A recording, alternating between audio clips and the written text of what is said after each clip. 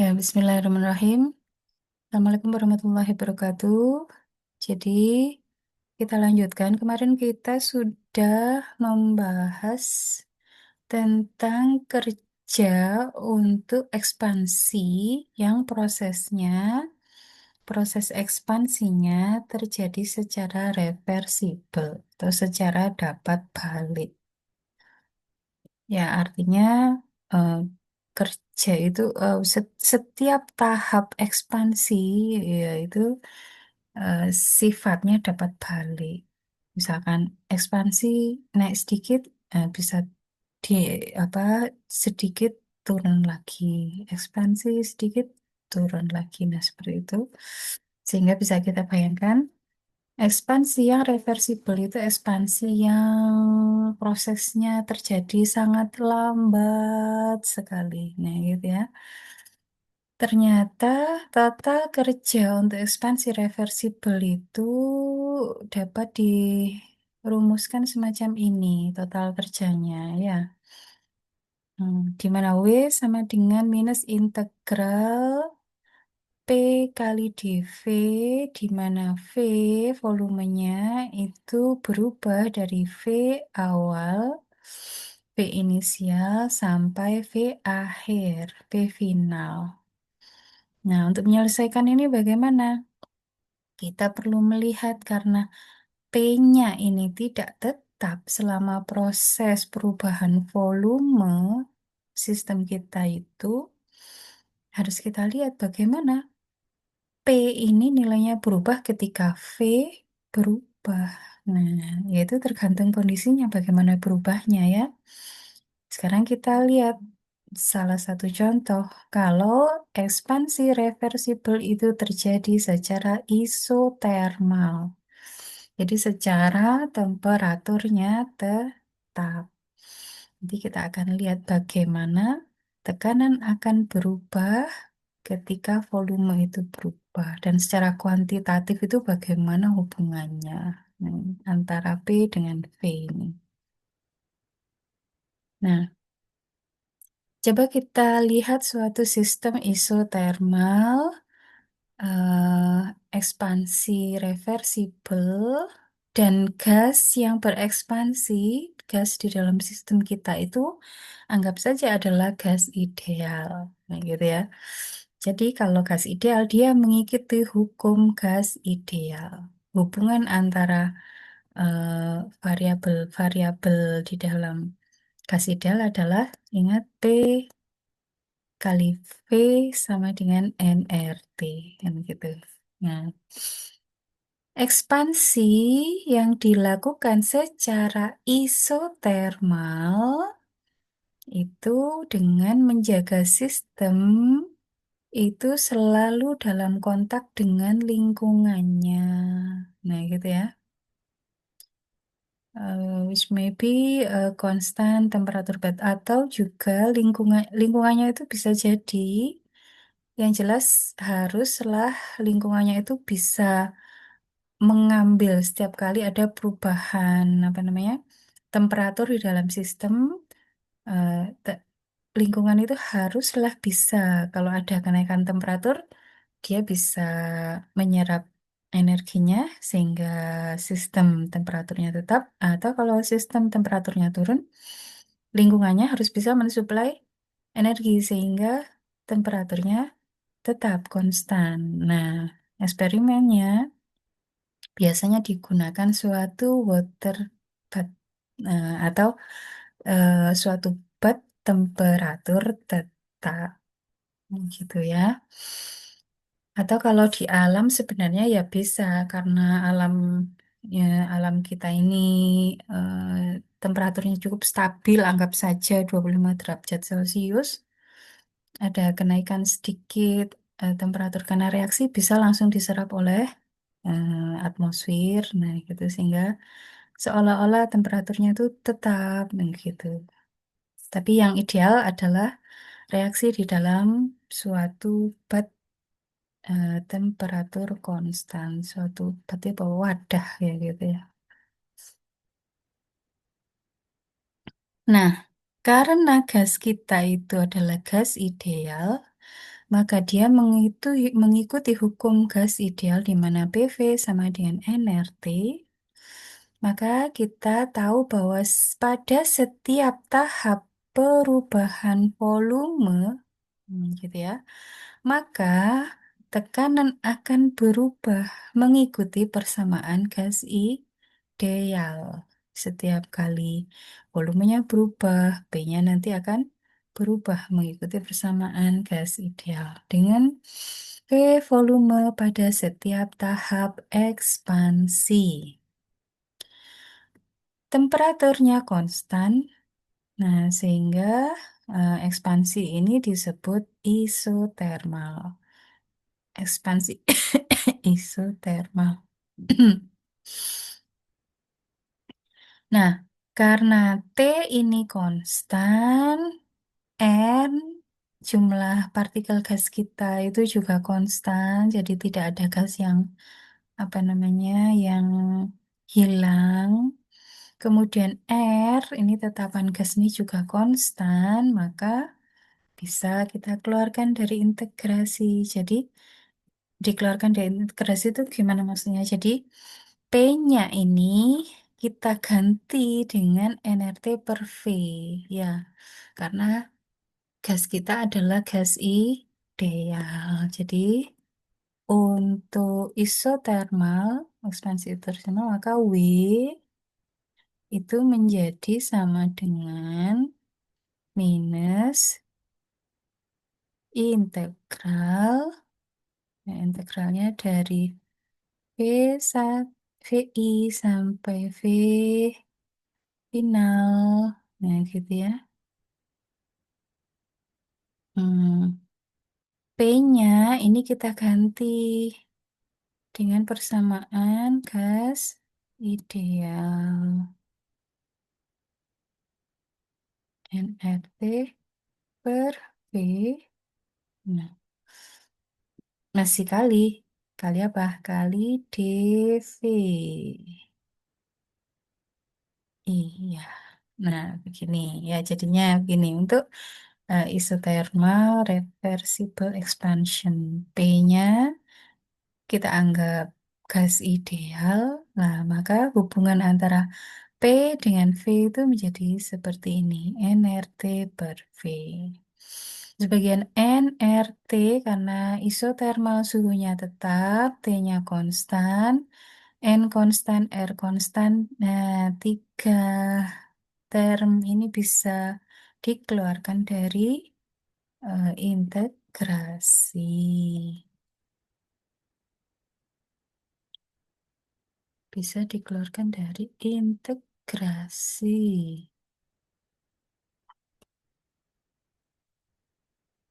Sehingga menjadi seperti ini. W sama dengan minus nRT integral dV per V.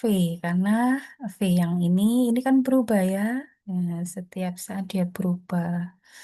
Atau bisa ditulis ini menjadi dV per V ini kan bisa ditulis menjadi integral 1/V dV ya. Ya, ya apa nulis ini di. Nah, ini W sama dengan minus nRT nRT integral V inisial sampai V final hmm, 1/V dV. Nah, ini ya. Sudah lebih familiar ini bentuk ini. Integral dari 1/V dV. Bisa ditulis juga ini kalau secara matematika biasanya kalian menggunakan X variabelnya, maka integral dari 1/X dx. Nah, itu hasilnya adalah ln X. Integral dari 1/V dV itu adalah sama dengan ln Nah, gitu ya. Jadi bagian yang ini itu menjadi len V, tapi len V-nya ini bergerak dari keadaan awal sampai keadaan akhir, gitu ya. Len V, len V yang volumenya ini bergerak dari V inisial sampai V final. Kalau sudah begini, bisa kita tulis sebagai len V final dikurangi len V inisial.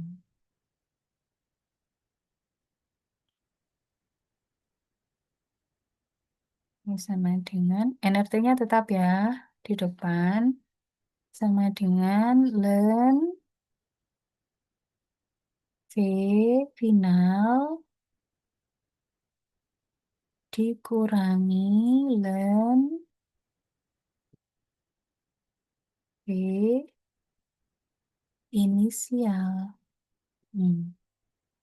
Kalau len dikurangi len bisa dijadikan satu menjadi len V final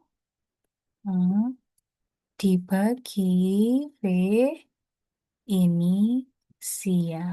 Ini kan ini matematika ini ya. Hmm. Sehingga persamaan akhirnya menjadi seperti ini. Minus NRT len V final per V inisial. Gitu. Tinggal menyelesaikan ini ya. Untuk sistem untuk menghitung kerja yang melakukan ekspansi secara reversibel pada suhu tetap atau isotermal. Nah, ketika volume akhir itu lebih besar dari volume awal, maka kita sebut ini ekspansi. Maka logaritma persamaan 2,11 itu bernilai positif, lennya ini jadi bernilai positif.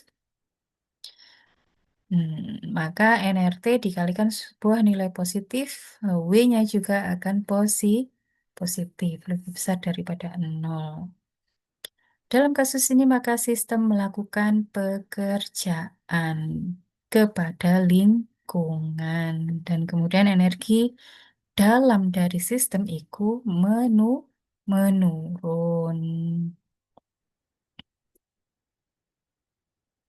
Persamaan ini juga menunjukkan bahwa semakin banyak kerja dilakukan untuk sebuah perubahan volume ketika temperatur meningkat.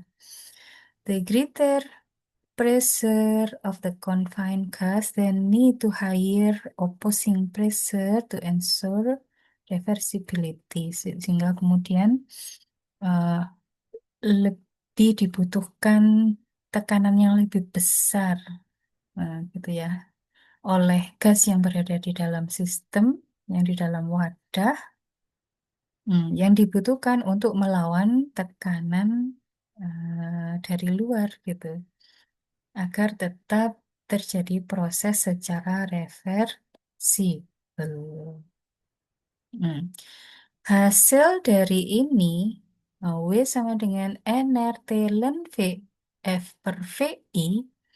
Kalau kita gambarkan dalam sebuah diagram, itu bisa kita lihat, diagramnya seperti ini.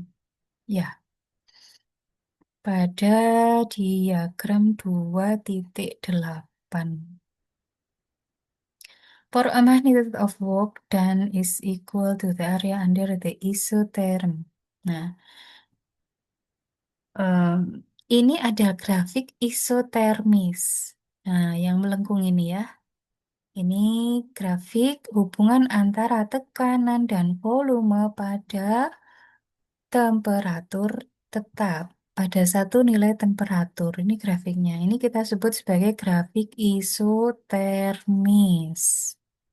Nah, kerja yang dilakukan oleh sistem kita yang bekerja secara atau berubah secara reversibel itu adalah sama dengan luas area di bawah kurva. Nah, kalau volumenya berubah dari awalnya V inisial dan berakhir pada V final di sini, nah, luas area di bawah kurva yang mana? Yang ini, seluruhnya ini. Ya, sampai sini. Ada kelengkungan di sini. Nah, ini luasannya jadi ini, ya. eh nah, tadi, sebelumnya pada pembahasan kemarin kita sudah melihat isotermis, apa, untuk kerja yang dilakukan untuk perubahan pada tekanan tetap. Ini areanya ya, luas area. Ini sama dengan besarnya kerja yang dilakukan pada eh, ekspansi pada tekanan konstan. Tapi tidak reversibel prosesnya ya. Prosesnya adalah irreversibel. Nah, ternyata bagian yang itu nah, itu sama dengan yang ini bagiannya, kotak yang di bawah ini. Ya, berarti ada kelebihan luas ya, luas area ya untuk proses reversibel ini ada kelebihan luas area sebesar ini. Artinya ada kelebihan kerja sebesar ini, sebesar luasan ini. Itu untuk proses yang terjadi secara reversibel. Sementara bagian yang ini, yang kotak kemarin ini, itu adalah proses ekspansi yang terjadi pada tekanan konstan yang prosesnya irreversibel. Sifatnya tidak dapat balik. Gitu ya. Jadi kalau reversibel tadi saya cerita, oh berarti penampakan prosesnya itu terjadi secara pelan sekali. Nah, maka kalau irreversibel itu proses perubahan volumenya itu kelihatan langsung duar gitu ya, langsung naik dus, naik volumenya nggak pelan-pelan, nah gitu ya. Itu eh, kalau reversibel. Kalau irreversibel. Nah, padahal ini volumenya sama, volumenya perubahannya volumenya sama. Misalkan gasnya tadinya volumenya 1 liter berubah menjadi 2 liter sama. Yang di eh, perubahan ekspansi pada tekanan konstan, apa namanya, tapi secara irreversibel itu perubahan volumenya juga sama dari VI ke VF, misalkan dari 1 liter ke 2 liter sama gitu. Tapi ada perbedaan luas area di bawah kurva. Ada perbedaan besarnya nilai kerja. Nah, antara proses reversibel dengan irreversibel, lebih besar yang mana? Kerja yang diperoleh dari proses reversibel, nah, yang sejumlah ini itu lebih besar daripada kerja yang diperoleh kalau proses dilakukan secara irreversibel yang seluas kotak ini. Nah, gitu ya. Padahal volume awal, volume akhir sama. Cuman yang satunya prosesnya dilakukan secara pelan sekali, yang satunya secara gedubrak. Nah, gitu ya, secara irreversibel, secara tidak dapat balik. Nah, sehingga dikatakan di sana, di sini bahwa lebih banyak diperoleh kerja ketika suatu ekspansi itu terjadi secara reversibel, gitu ya. Eh, em, Catatan, we cannot obtain. kita tidak bisa memperoleh kerja lebih banyak atau lebih besar daripada suatu proses yang reversibel. Jadi tidak ada proses yang lain yang kita bisa menghasilkan kerja yang lebih banyak selain proses reversibel. Jadi proses reversibel itu proses di mana kita mendapatkan kerja itu secara maksimum. Nah, kerja maksimum.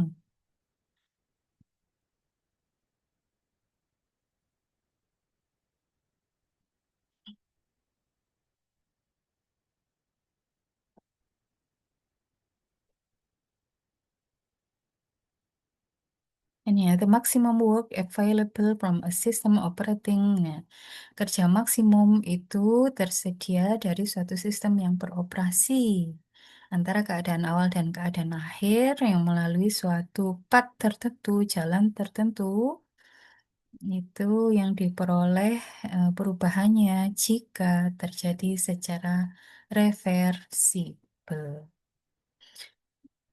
Ya, sampai di sini kita telah mengenalkan hubungan antara reversibilitas suatu proses dengan kerja maksimum. Untuk suatu kasus khusus di sini yaitu ekspansi gas ideal. Nah, ini nanti ini menjadi kesimpulan umum gitu ya bahwa untuk perubahan apapun yang terjadi secara reversibel, artinya prosesnya pelan-pelan sekali, nah gitu ya, maka kita akan memperoleh kerja maksimum. Eh, itu kayak apa namanya, mesin apapun kalau prosesnya terjadi secara pelan, gradual, tidak ada ledakan-ledakan gitu ya. Hmm, itu maka kita akan maksimal memperoleh kerja dari sistem itu. Kalau misalkan itu adalah sistem mengangkat beban, nah maka eh, kita bisa maksimum eh, menggunakan energi dari mesin itu untuk melakukan kerja, misalkan kerja mengangkat beban gitu ya. Itu maksimum.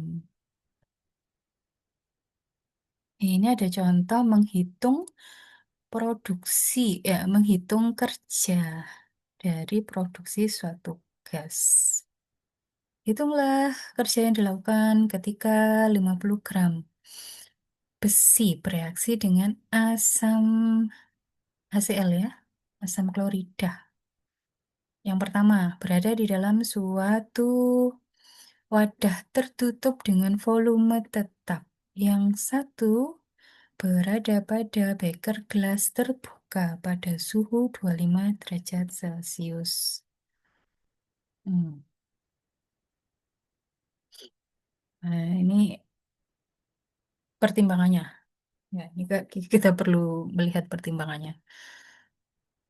Kita perlu untuk apa, menyesuaikan the magnitude of volume change, apa namanya, besarnya perubahan volume ketika atau dan kemudian untuk menentukan bagaimana proses itu berlangsung.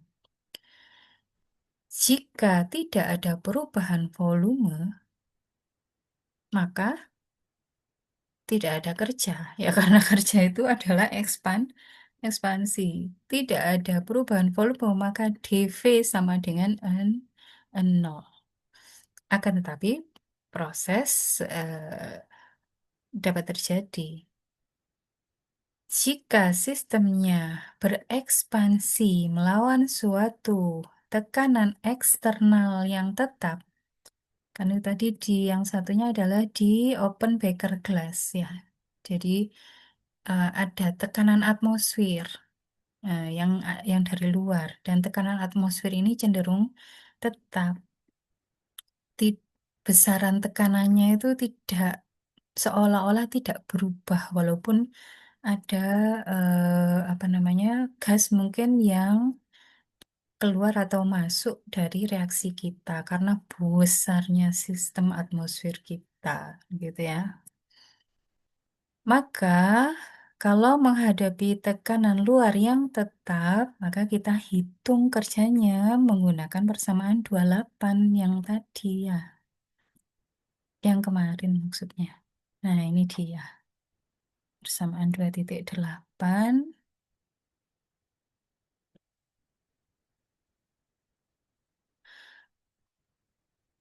Hmm, fitur umum dari proses-proses di mana eh, ada perubahan fasa terkondensasi menjadi suatu gas itu bahwa volume awalnya itu biasanya volume gasnya ya itu eh, diabaikan gitu relative to that of the gas it formed terhadap terbentuknya gas setelah reaksi.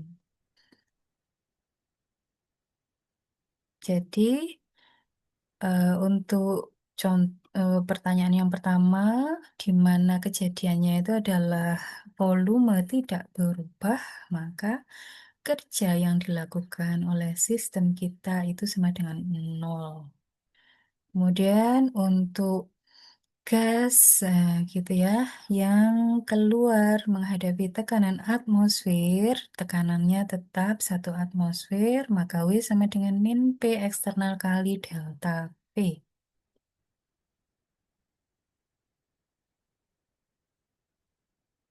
Di mana tadi volumenya berapa? Hmm, pada suhu 25 derajat Celcius, 50 gram iron.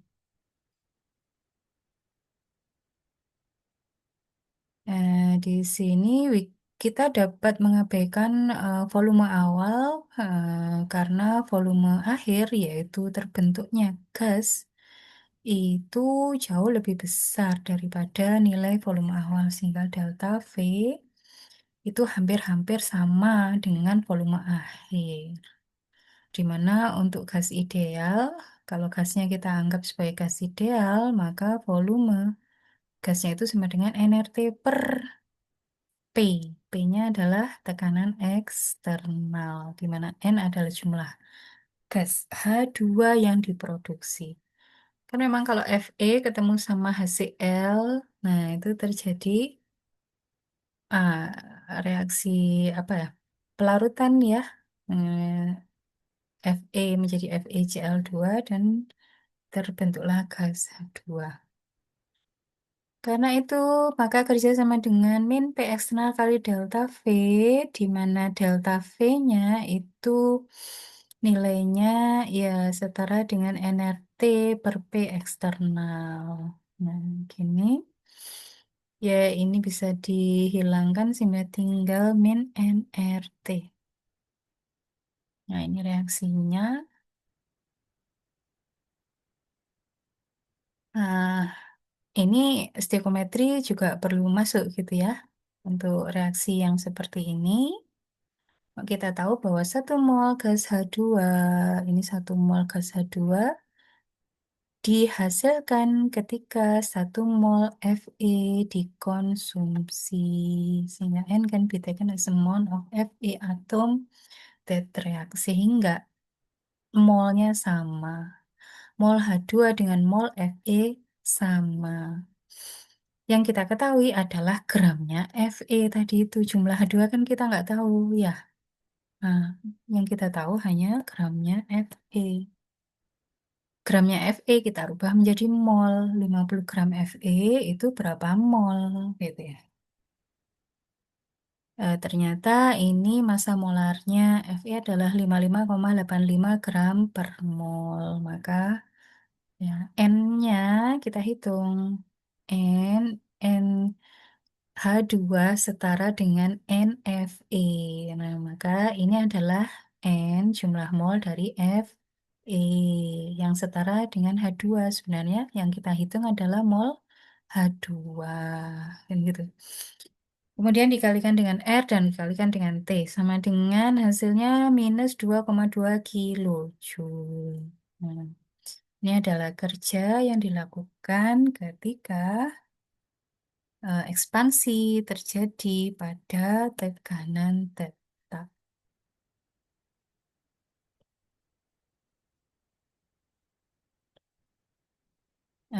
Self testnya bisa dicoba ya, coba sendiri. Terus, nah, sampai sini. Itu tadi hal yang penting saya ingatkan tentang kerja reversibel.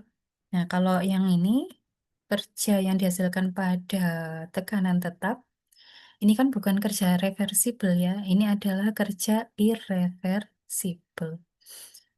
Ini bukanlah kerja maksimum. Nah, kalau ingin mendapatkan kerja yang maksimum, maka proses ekspansinya, perubahan volumenya harus dibuat reversibel. Hmm, harus dibuat prosesnya itu pelan sekali. Nah, gitu. Itu baru nanti akan bisa mendapatkan nilai kerja maksimum. Lah, minus 2,2 kilojoule ini kerja bukan maksimum ini ya. Mungkin maksimumnya bisa lebih besar daripada ini. Lebih tinggi dari 2,2 kilojoule. Dan ini tandanya negatif, berarti sistem melakukan kerja. Sampai situ, pembahasan tentang definisi sudah selesai. Pembahasan tentang kerja juga sudah selesai. Eh, Selanjutnya, kita akan mempelajari tentang transaksi panas. Ya, panas itu Ki, simbolnya Ki. Nah, coba kita lihat. Secara umum, perubahan energi di dalam suatu sistem itu kan yang kemarin DU sama dengan DQ plus DW.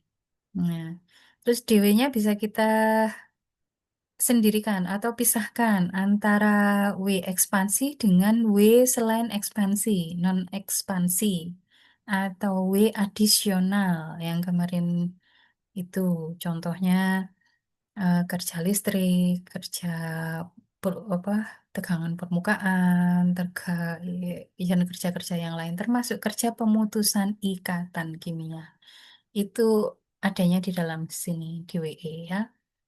Yang DW ekspansi ini hanya terkait dengan perubahan volume.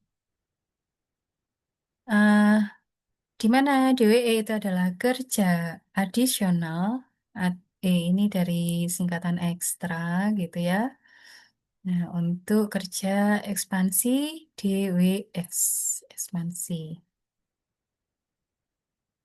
Eh, untuk sistem pada volume tetap, hmm, maka DW ekspansi pasti nol karena tidak terjadi perubahan volume. Nah, kalau kemudian sistem kita itu juga ternyata tidak bisa melakukan kerja yang lain, jadi DWE-nya juga nol, nah, tidak ada kerja listrik yang dihasilkan, tidak ada kerja pemutusan pembentukan ikatan kimia, tidak ada kerja permukaan, tegangan permukaan, dan lain sebagainya, gitu. Maka satu-satunya perubahan energi dalam itu adalah menjadi panas. Sehingga perubahan energi dalam itu hanya menjadi perubahan heat atau panas. DU sama dengan DQ. Tapi ini khusus untuk perubahan pada volume konstan dan tidak ada kerja tambahan. Di sini kita menuliskannya biar jelas gitu ya, DU sama dengan DQ V. V subskrip V ini untuk menunjukkan bahwa perubahan ini terjadi pada volume tetap. Nah, kalau kita pakai D, maka kita berbicara tentang perubahan yang kecil sekali gitu ya, yang kecil sekali. Kalau untuk perubahan yang besar, maka kita menggunakan delta. Maka delta U itu sama dengan ya Ki, ki awal dikurangi Q akhir dikurangi Q awal. Nah, ya, itu ya sama dengan Q, berapa panas yang di terlibat di situ bisa dilepaskan atau dikonsumsi. Sehingga kemudian mengukur energi yang disuplai untuk suatu sistem yang berubah pada volume konstan sebagai heat atau panas atau memperoleh panas. Nah, itu kalau energinya disuplai sebagaimana panas, maka Q-nya positif. Nah, kalau heat itu diperoleh dari sistem keluar, maka Q-nya akan negatif. Nah, pengukuran ini bisa kita lakukan. Ya, kita lakukan pakai apa? Jadi kalau kita bisa mengukur berapa heat dalam suatu perubahan yang terjadi dalam sistem kita, yang kita masukkan dalam volume tetap, dan dia tidak melakukan kerja lain selain kerja ekspansi, gitu ya. Maka iya, seluruh hit yang terhitung itu adalah merupakan perubahan energi dalam. Nah, gitu ya. Ya, ngukurnya pakai apa? Pakai kalorimetri. Ya, kalorimetri.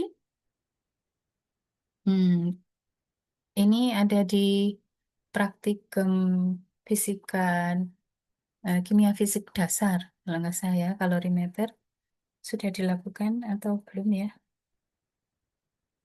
Semester 4 ini kayaknya mungkin semester ini ya. Ada mata kuliah. Oh, atau kemarin, semester kemarin. Saya agak lupa.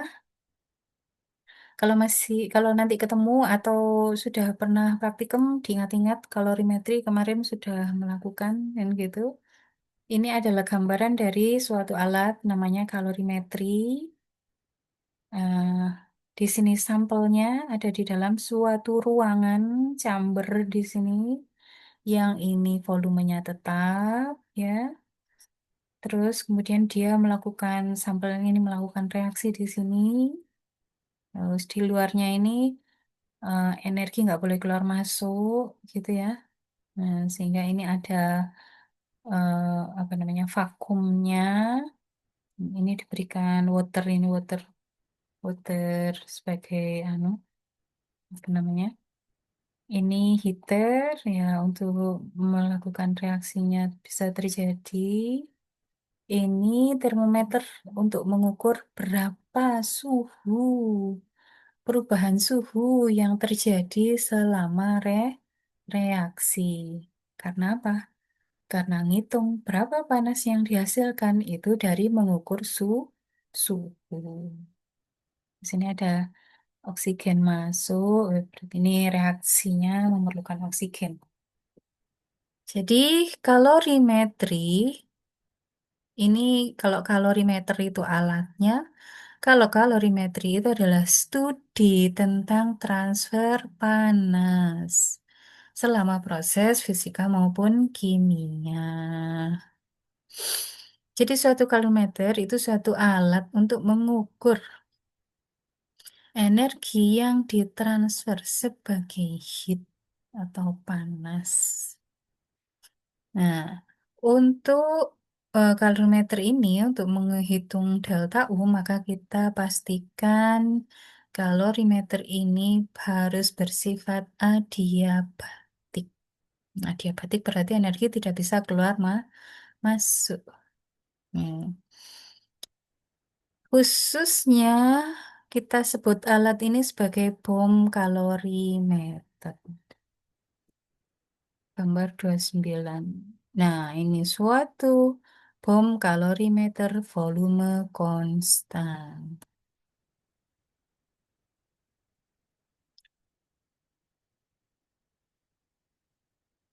Jadi di dalam kalorimeter ini reaksi kimia yang kita amati Itu terjadi mulanya itu di dalam kontainer dengan volume tetap. Kita sebutnya sebagai bom.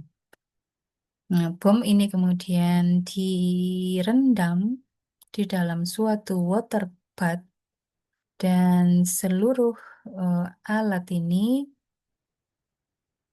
kita sebut sebagai kalorimeter.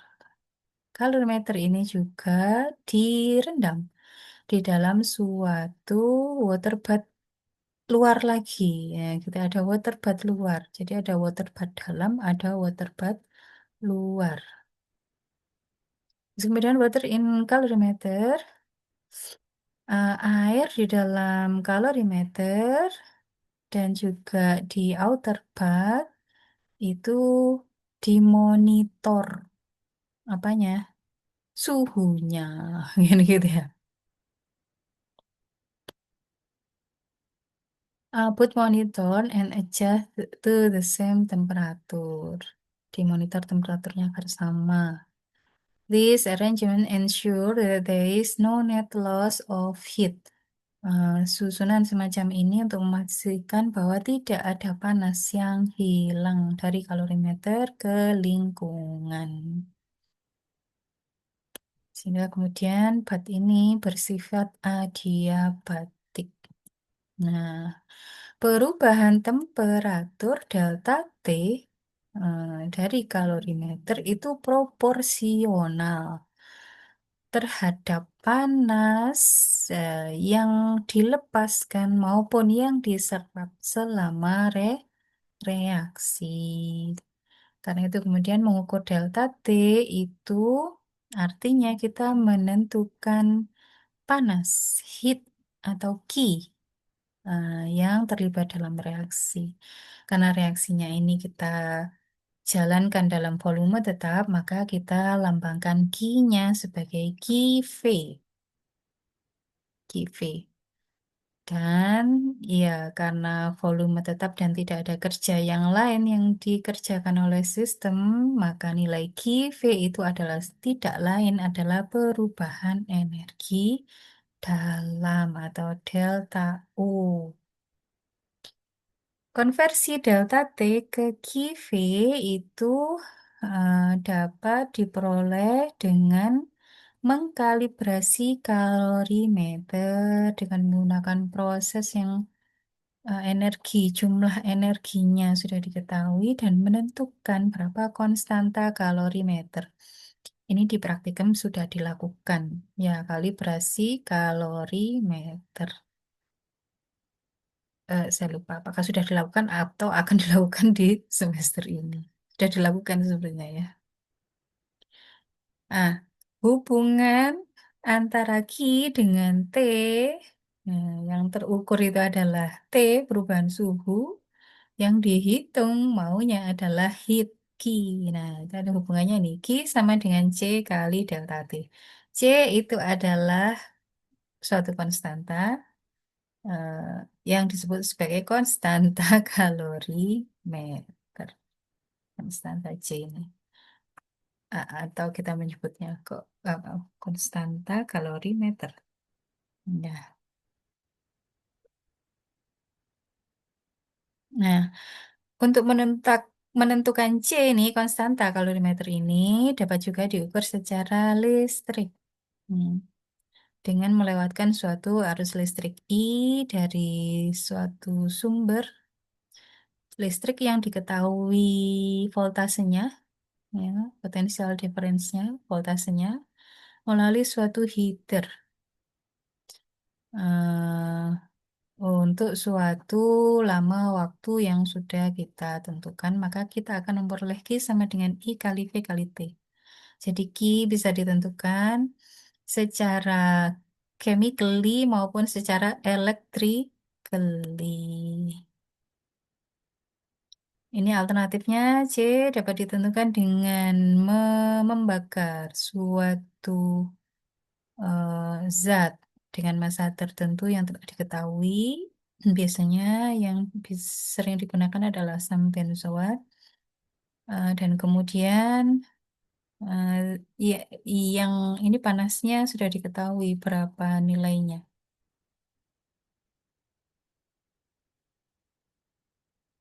Kalau C sudah diketahui, ya sudah.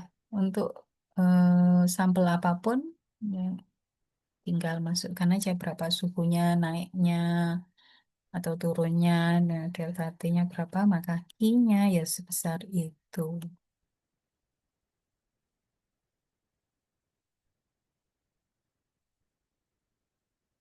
Hmm, jadi ini tinggal satu pembahasan tapi agak panjang. Ya. Heat capacity, kapasitas panas. Energi dalam dari suatu substansi itu meningkat ketika temperaturnya meningkat, ya. Tapi ingat ini dalam sistem yang itu kalorimeter, masih dalam sistem kalorimeter itu tadi ya. Peningkatannya itu bergantung pada kondisi di mana panas itu terjadi. Dan saat ini kita coba lihat suatu sampel yang berada di dalam volume konstan. Misalkan sampel bisa berupa sebuah gas yang berada di dalam wadah dengan volume yang tetap, yang fix. Jika energi dalam diplotkan terhadap temperatur, maka diperoleh kurva pada gambar 210.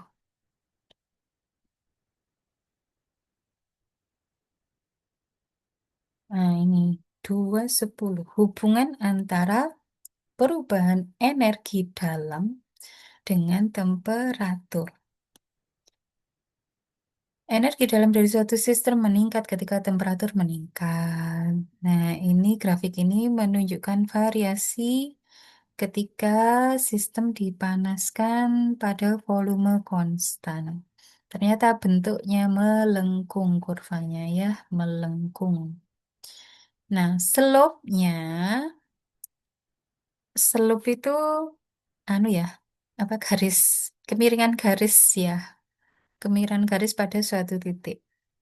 Slope dari tangan terhadap kurva, titik sentuh terhadap suatu garis yang menyentuh pada suatu titik. Nah, itu yang disebut tangan terhadap kurva pada temperatur berapapun, berarti ya di sini, ya di sini, ya di sini, di sini, di sini, titiknya bisa dimanapun. Itulah yang kita sebut sebagai kapasitas panas. Jadi, berapa kemiringan di, di titik ini. Nah, itu adalah kapasitas panas. eh tapi ini ingat-ingat volume konstan ya, pada temperatur tertentu di sini. Kalau mau titiknya di sini ya berarti kapasitas panas untuk sistem ini yang berupa pada volume konstan pada temperatur tertentu. Di sini kemiringannya beda ya antara A dan B. Berarti kapasitas panas pada titik A dengan titik B, beda. Jadi kapasitas panas pada temperatur yang berbeda itu berbeda. Jadi kapasitas panas nilainya tidak tetap, tapi berubah ketika temperatur berubah.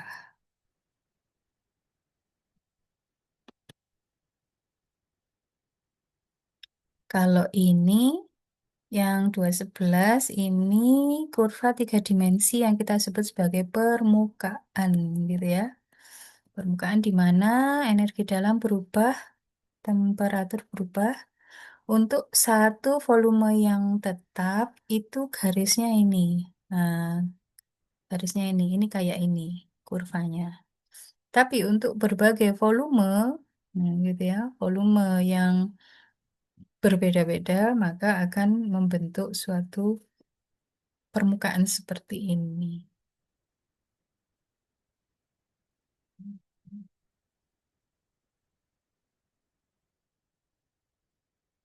Nah, itu heat capacity. The slope of tangen to the curve of any temperature disebut heat capacity of the system pada temperatur tersebut. Karena heat capacity ini nilainya berbeda pada temperatur yang berbeda.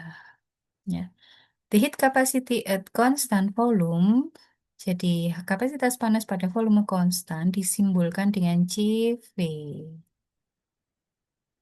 CV. CV itu, ya itu tadi, gradien kan ya. Atau garis miring, apa namanya, kemiringan garis. Nah, pada suatu titik temperatur tertentu. Antara apa? Perubahan antara apa? Antara perubahan energi dalam setiap perubahan temperatur. Nah, ini kan ini Y-nya, sumbu Y-nya U, sumbu X-nya T. Maka kemiringan adalah DY per DX atau DU per DT. Ya, gitu kan. DU per DT.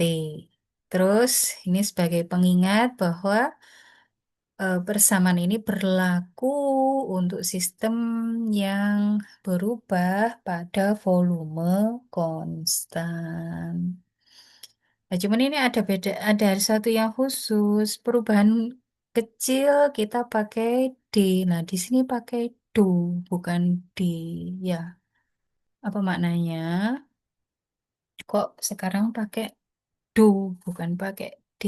Ini menunjukkan bahwa turunan ini itu adalah turunan parsial, gitu ya. Kenapa? Karena sebenarnya ini berubah itu juga oleh sebab hal yang lain, gitu ya. Ya, misalkan berubah ketika volumenya berubah. Nah, ini ya, ketika volumenya berubah, kok tadi volumenya tetap ada di sini. Kalau volumenya berubah, nah, agak di sebelah sini. Nah, kurvanya jadi di sini dia. Nah, jadi berubah kan? Jadi, O itu tidak berubah hanya karena temperatur, tapi juga karena volume lah. Tapi di sini kita buat volumenya tetap. Nah, maka garis miring itu, kemiringan itu, gradien itu merupakan turunan parsial dari DU terhadap DT atau perubahan energi dalam terhadap perubahan temperatur. Gitu ya.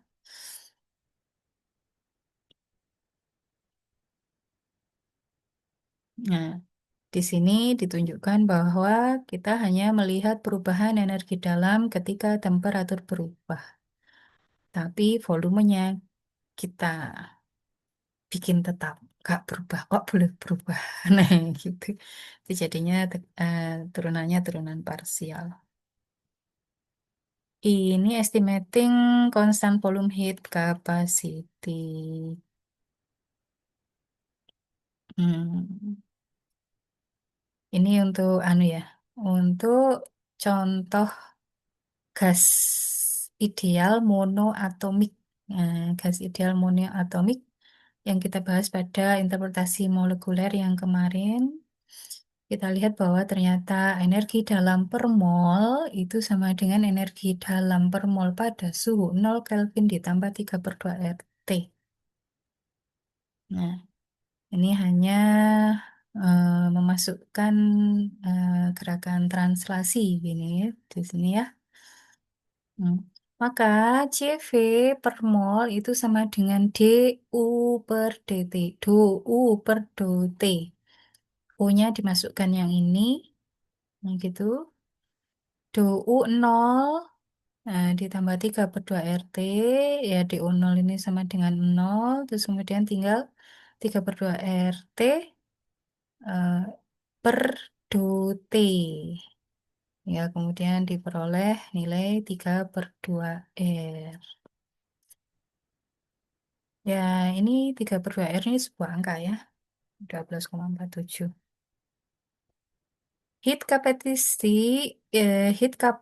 Kapasitas panas ini merupakan sifat ekstensi. Misalkan 100 gram air memiliki 100 kali nilai kapasitas panas dari 1 gram air. Nah, ini nilai ekstensif, nilai yang angkanya besarannya bergantung kepada jumlah zatnya. Itu kapasitas panas. Kalau molar heat capacity, kapasitas panas per mol, nah kalau itu kita jadi ngomong soal ini sifat intensifnya gitu. Yang jumlah 100 gram air atau 1 gram air kapasitas per molnya ya akan sama ya. Kapasitas panas per mol pada volume konstan dilambangkan CVM. Itu sama dengan kapasitas panas pada volume konstan dibagi jumlah mol. Typical value of CVM for polyatomic gas itu 25 Joule per Kelvin per mol. Untuk suatu aplikasi tertentu itu kadang digunakan yang namanya specific heat capacity, kapasitas panas spesifik. Ini atau biasa secara singkat disebut specific heat, di mana ini merupakan kapasitas panas bukan dibagi per mol, tetapi dibagi dengan massa sampelnya. Kita tulis di sini CVS, CV spesifik, kapasitas panas spesifik itu sama dengan CV per M. M itu adalah massa substansi tersebut. Untuk air, nilai CVM-nya 4 Joule per Kelvin per gram. Nah, tinggal sedikit lagi. Kapasitas panas bergantung kepada temperatur dan menurun ketika temperatur menurun. Jadi kapasitas panas tadi itu kan kemiringan ya, kemiringan yang pada suhu yang berbeda nilainya berbeda. Ketika temperatur menurun, kapasitas panas menurun. However, over small range of temperature pada suatu rentang temperatur kecil di atas temperatur kamar, variasi kapasitas panas ini tidak terlalu besar atau kecil. Untuk perhitungan pendekatan kapasitas panas, eh, untuk keadaan ini ya, untuk ring kecil di atas temperatur ruang, kita anggap kapasitas panas itu tidak berubah ya terhadap perubahan temperatur. Maka kemudian kapasitas panas digunakan untuk menghubungkan perubahan energi dalam terhadap perubahan temperatur pada volume konstan itu adalah DU sama dengan CVDT. Kalau tadi kan C aja, kan gitu ya. C dari kalorimeter. Kalau ini sudah kita pakai kapasitas panas volume konstan dari suatu zat yang digunakan.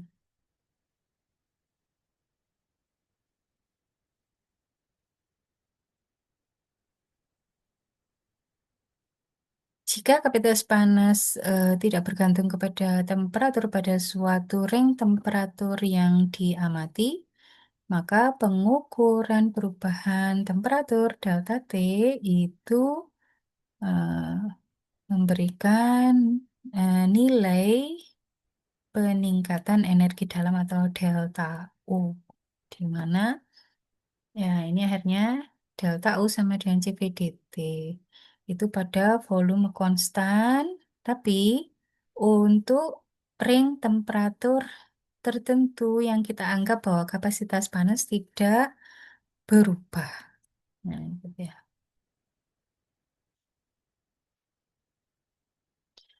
Karena perubahan energi dalam dapat diidentifikasi dengan panas yang disuplai pada volume konstan, maka persamaan 216 ini bisa kita tulis sebagai QV, ini panas yang disuplai pada volume konstan, itu sama dengan CV delta T. Nah, QV, kalau sudah dapat QV, nah ini bisa kita pakai alatnya, listrik, suplai panasnya pakai listrik itu bisa. Ya, sampai di situ sepertinya pembahasan sudah selesai tentang kalorimeter. Atau kalau kita mau menghitung panas gimana caranya nih gitu ya. Menghitung suatu perubahan yang hanya melibatkan perubahan energi dalam yang hanya melibatkan perubahan panas. Tidak ada kerja yang lain yang dihasilkan. Alatnya kalorimeter namanya. Nah, itu biasanya yang digunakan untuk mengukur seluruh perubahan apa? Energi dalam untuk seluruh reaksi. Itu pakai kalorimeter itu tadi. Oke, sampai sini ada pertanyaan? Belum? Nanti kalau ada pertanyaan bisa ditulis di grup ya. Baiklah, kalau tidak ada pertanyaan, kuliah hari ini saya cukupkan sekian. Semoga apa yang kita pelajari bermanfaat. Alhamdulillahirrahmanirrahim. Assalamualaikum warahmatullahi wabarakatuh. Waalaikumsalam warahmatullahi wabarakatuh. Terima kasih, Bu. Ya, sama.